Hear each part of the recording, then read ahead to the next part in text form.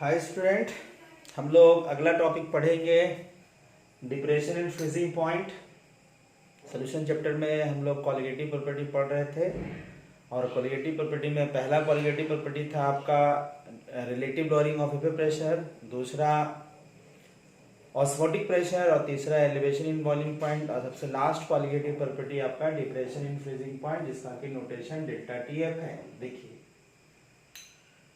जैसा इसका नाम है, अगर आप इस पर ध्यान दीजिएगा तो डिप्रेशन इन फ्रीजिंग पॉइंट मतलब फ्रीजिंग पॉइंट में क्या डिक्रीमेंट होगा, क्या घटेगा, फ्रीजिंग पॉइंट में कितना डिक्रीमेंट होगा, ठीक है ना।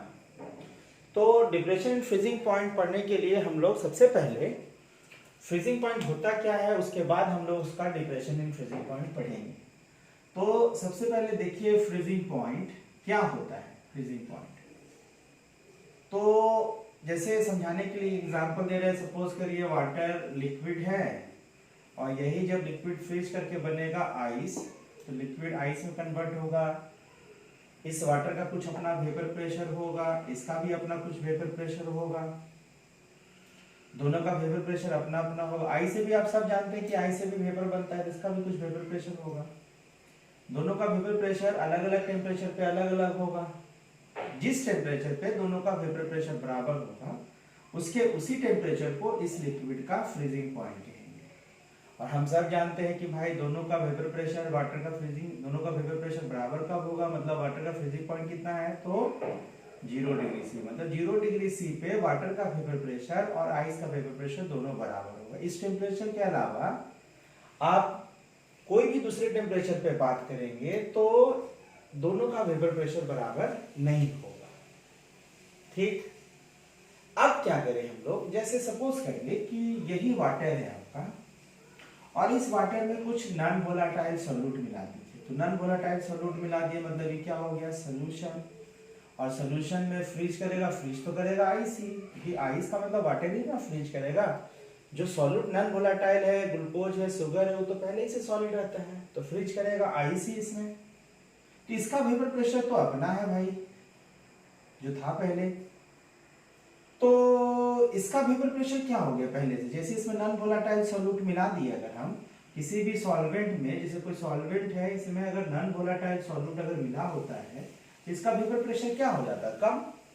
तो इसका वेपर प्रेशर पहले से कम हो गया, दिस इज P1 डैश। यानी पहले क्या था, इस टेम्परेचर पे दोनों का वेपर प्रेशर बराबर बराबर था। लेकिन जैसे इसका सोल्यूशन बना दिए, तो सोल्यूशन बनने के बाद क्या होगा, सोल्यूशन का वेपर प्रेशर क्या हो गया, देखिए कम गया, और आइस का वेपर प्रेशर तो नहीं है। अब दोनों का वेपर प्रेशर फिर से बराबर होगा तभी फ्रीजिंग पॉइंट कहेंगे। तो क्या करेगा, टेम्परेचर को कम करना पड़ेगा।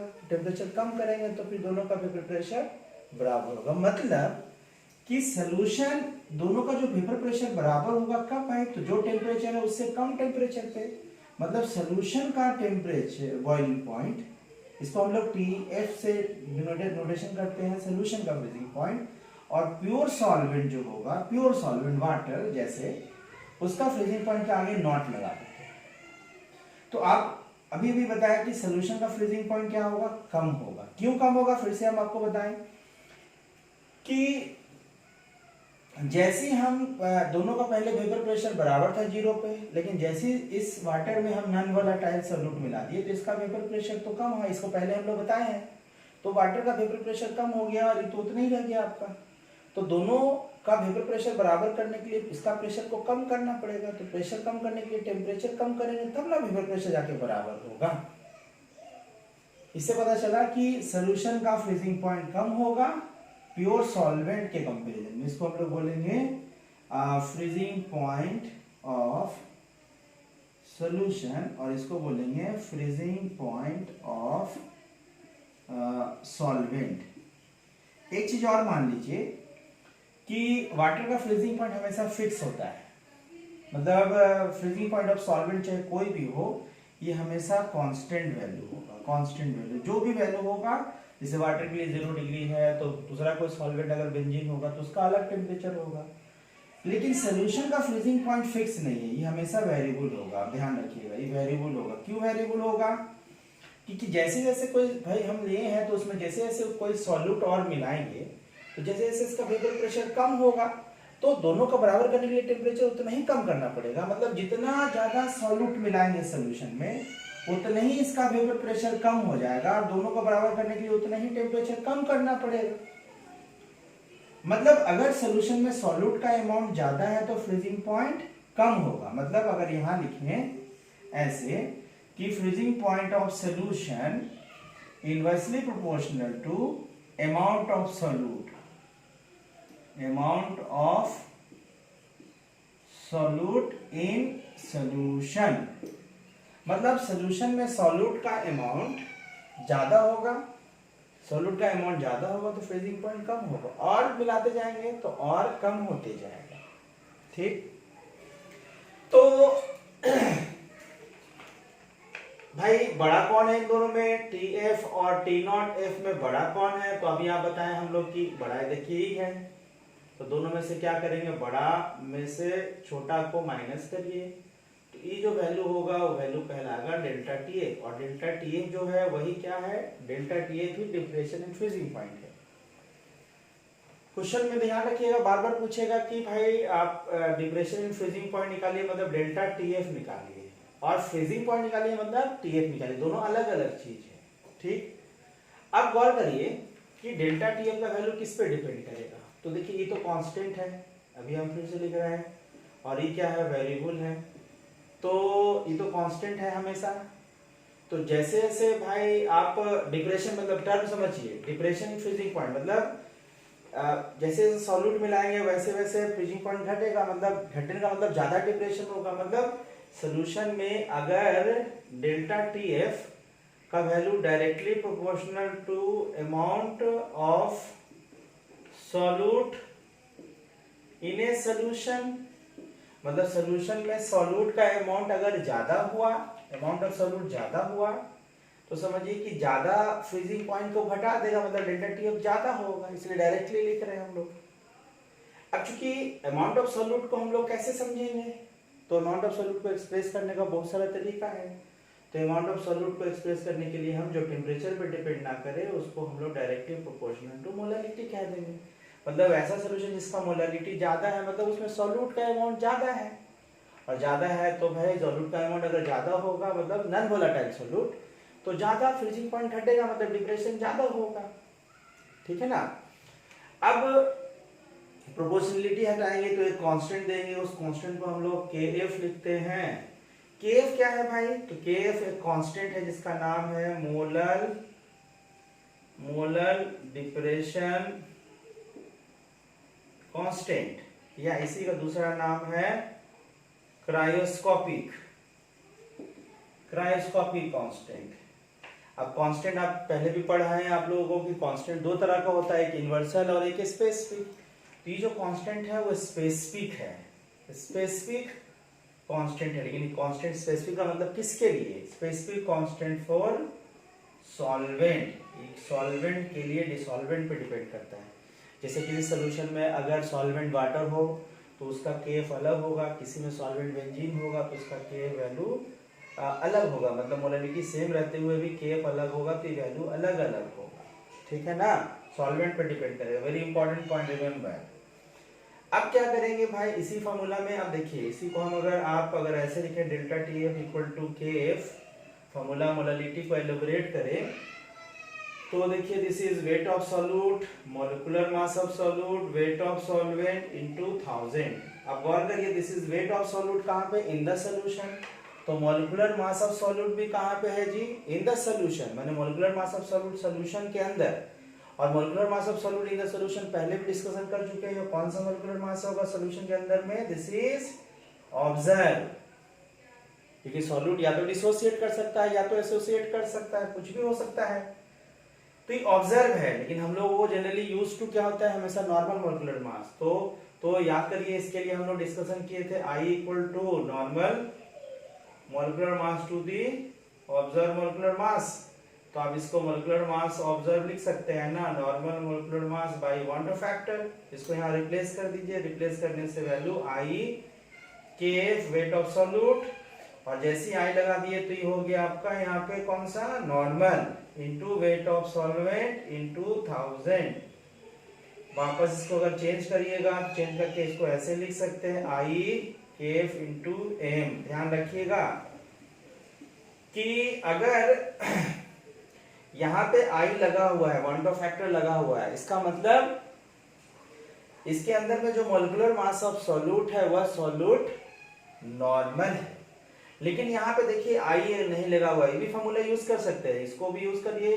तो यूज करने के लिए क्या होगा, इसके अंदर में जो सॉल्यूट का मॉलिक्यूलर मास है उसको ऑब्जर्व, है ना, तो आप क्या करिए ऑब्जर्व इसके मदद से निकाल लीजिए, रखिए, तभी भी सही है आपका। लेकिन प्रैक्टिकली आप इसको यूज करिएगा तो क्वेश्चन सॉल्व करने में ज्यादा आसान होगा।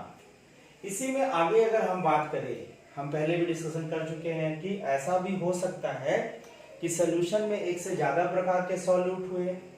तो if solution contain more than one type of solute, अगर सॉल्यूशन में एक से ज्यादा तरह के सॉल्यूट हुए तब हम लोग उसको डेल्टा टी एफ के एफ इंटू मोलालिटी हम लोग एवरेज लगाते हैं। एवरेज मोलालिटी के बारे में डिस्कशन किए हैं। एवरेज मतलब जब एक से ज्यादा सॉल्यूट होगा सॉल्यूशन में तब। अब एवरेज को हम लोग ऐसे लिखते थे, याद करिए, केएफ में पहले सॉल्यूट के रिस्पेक्ट में मोलालिटी, दूसरे सॉल्यूट के रिस्पेक्ट में मोलालिटी, आगे ऐसे बढ़ा सकते हैं। यहाँ आई नहीं लगा, मतलब है अंदर में जो मॉलिक्यूलर मास ऑफ सॉल्यूट पहला सॉल्यूट होगा, सपोज करो सॉल्यूशन में ग्लूकोज सॉल्यूट हो सकता है, सोडियम, एक ही सॉल्यूशन के अंदर में सोडियम सल्फेट और ग्लूकोज दोनों हो सकता है। तो भाई यहाँ पे आई नहीं लगा, मतलब जो सॉल्यूट के रिस्पेक्ट में मोलालिटी लगा उसका अपना ऑब्जर्व, यहाँ भी नहीं है तो इसका अपना ऑब्जर्व। लेकिन अगर हम इसको भाई ऑब्जर्व की जगह अगर नॉर्मल मोलिकुलर मास रखे तो इसको हम लोग अलग करके निकाल सकते हैं। दोनों के लिए क्वांटम फैक्टर अलग अलग होगा, रिमेंबर, देखिए इसको I1 इंटू M1 और I2 इंटू M2 ऐसे करके लिख सकते हैं। जैसे ही I लिख दिए इसका मतलब अंदर में जो मोलिकुलर मास होगा वो हो गया आपका नॉर्मल। देखिए ये फॉर्मूला आपको यूज हुआ तो पूरे सॉल्यूशन चैप्टर के अंदर में फ्रीजिंग पॉइंट से रिलेटेड कोई भी क्वेश्चन हो तो उस क्वेश्चन को अगर सॉल्व करना है, अगर सॉल्यूशन में एक सॉल्यूट है तो हम लोग इस फॉर्मूला को यूज करेंगे, अगर सॉल्यूशन में एक से ज्यादा प्रकार के सॉल्यूट है तो हम लोग इस फॉर्मूला को क्वेश्चन सॉल्व करते समय यूज करेंगे, ध्यान रखिएगा। अब एक और इसमें एक इंपॉर्टेंट पॉइंट होता है कि फ्रीजिंग पॉइंट ऑफ सॉल्यूशन एक टॉपिक होगा। फ्रीजिंग पॉइंट सॉल्यूशन हम लोग अलग से डिफाइन करेंगे, ऐसे पहले भी हम लोग बोले हैं, लेकिन एक और टॉपिक है जिसमें हम लोग फ्रीजिंग पॉइंट ऑफ सॉल्यूशन का बात करेंगे। तो सॉल्यूशन का फ्रीजिंग पॉइंट कुछ और नहीं, जैसे अभी बोले ना कि जिस टेम्परेचर पे दोनों का वेपर प्रेशर बराबर होगा उसको फ्रीजिंग पॉइंट बोलेंगे, तो है ही। लेकिन एक और पॉइंट होता है कि फ्रीजिंग पॉइंट का कभी भी मतलब ऐसा नहीं समझिएगा कि फ्रीजिंग पॉइंट मतलब फ्रीज कर गया। फ्रीजिंग पॉइंट का मतलब फ्रीजिंग जस्ट स्टार्ट होता है कभी भी, जैसे 0 डिग्री वाटर का फ्रीजिंग पॉइंट है, इसका मतलब ऐसा कभी भी नहीं समझना है कि 0 डिग्री पे वाटर फ्रीज कर गया, जस्ट स्टार्ट हुआ है। उसी तरह से किसी सॉल्यूशन का फ्रीजिंग पॉइंट बोलने का मतलब कि सॉल्यूशन का फ्रीजिंग पॉइंट बोलने का मतलब कि सॉल्यूशन जस्ट स्टार्ट हुआ है प्रेसिपिटेट होना। अगर सॉल्यूशन में सॉल्यूट नॉन वोलेटाइल है, मतलब ग्लूकोज है, NaCl है, तो आप सब समझ लीजिए क्या फ्रीजिंग में जो NaCl है वो तो पहले से सॉलिड है, वो कैसे फ्रीज होगा? तो हमेशा फ्रीजिंग सॉल्वेंट होता है, जिसको डेफिनेशन में ऐसे भी करते हैं कि फ्रीजिंग पॉइंट ऑफ सॉल्यूशन में the temperature at which solvent start, ध्यान रखिएगा, start to precipitate out, वह टेम्परेचर जिसमें सॉल्वेंट प्रिसिपिटेट होना स्टार्ट हो उसके उस टेम्परेचर को हम लोग फ्रीजिंग पॉइंट, जस्ट स्टार्ट, ध्यान रखना, स्टार्ट टू प्रिसिपिटेट आउट, उसके उस टेम्परेचर को हम लोग फ्रीजिंग पॉइंट कहते हैं। अब जैसे मान लेते हैं भाई कोई सॉल्यूशन आप ले लेते हैं, अगर just start to precipitate out, समझिए ध्यान से, मान लेते हैं भाई प्योर वाटर था, प्योर वाटर का फ्रीजिंग पॉइंट आपका टेम्परेचर आया 0 डिग्री से, ठीक। अब इसमें हम ग्लूकोज कोई भी नॉन वोलेटाइल सॉल्यूट मिला दिए तो इसका फ्रीजिंग पॉइंट धीरे धीरे क्या हो गया, कम हो गया। नहीं, मान लिया -2 डिग्री टेम्परेचर, 0 से कम होगा मतलब टेम्परेचर माइनस में जाएगा, तो क्या -2 डिग्री पे वाटर सॉल्यूशन फ्रीज कर जाएगा? नहीं, जैसे स्टार्ट होगा। अगर मान लेते हैं हम टेम्परेचर -10 डिग्री घटा के कर दिए तो क्या -10 डिग्री पे सारा फ्रीज कर जाएगा? नहीं, उसमें से कुछ वाटर जो होगा, अगर सॉल्वेंट वाटर है तो कुछ वाटर फ्रीज करके आइस में कन्वर्ट होगा, बाकी अभी भी बचा हुआ सॉल्यूट रहेगा और बचा हुआ लिक्विड उसके साथ इक्विलिब्रियम पे होगा। ठीक है ना? तो इसको ना हम एक क्वेश्चन के द्वारा और समझाएंगे तो ज़्यादा समझ आएगा। अगला में हम क्वेश्चन बताते हैं जिससे समझ आएगा कि कैसे फ्रीजिंग पॉइंट से रिलेट करेंगे।